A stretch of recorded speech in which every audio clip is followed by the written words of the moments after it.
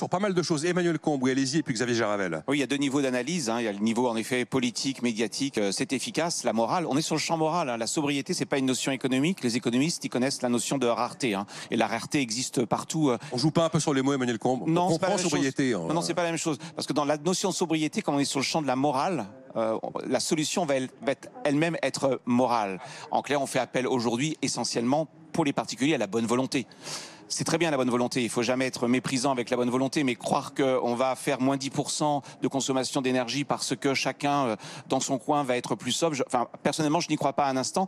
Et si on a des doutes sur ce que je dis, regardons ce qui s'est passé dans le secteur que je connais parfaitement, le transport aérien cet été. Combien de personnes ai-je entendu me disant c'est fini, je ne prendrai plus le transport aérien. Je vous rappelle que le transport aérien a fait en Europe sa plus belle saison en 2022. Donc la bonne volonté, c'est bien.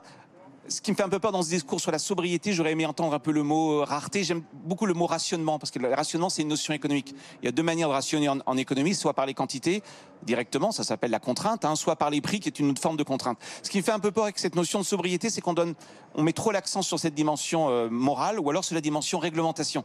On adore en France réglementer, on va faire passer de nouvelles lois, d'ailleurs certaines existaient déjà dans le code de l'énergie, mais elle n'était pas appliquée pour une raison simple, c'est qu'une règle n'est appliquée que s'il y a une sanction.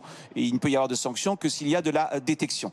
Et ce que je trouve un petit peu dommage dans ce débat, c'est qu'on oublie toujours l'idée qu'à la base de la base, la sobriété, il y a quand même un instrument qui est très utile, qui s'appelle le mécanisme des prix. Quand un prix augmente, en général, les ménages et les entreprises comprennent assez vite qu'elles doivent substituer lorsqu'elles le peuvent, premièrement. Et ce débat sur le prix n'exclut pas un débat ensuite sur la redistribution. Donc ce qui me fait un tout petit peu peur, c'est qu'en plaçant tout sur cette dimension morale, on attend finalement la solution morale sans prononcer le mot qui fâche, qui est le vrai mot, qui s'appelle la vérité des prix. Il y a un moment donné, il y aura la vérité des prix. Bon, ça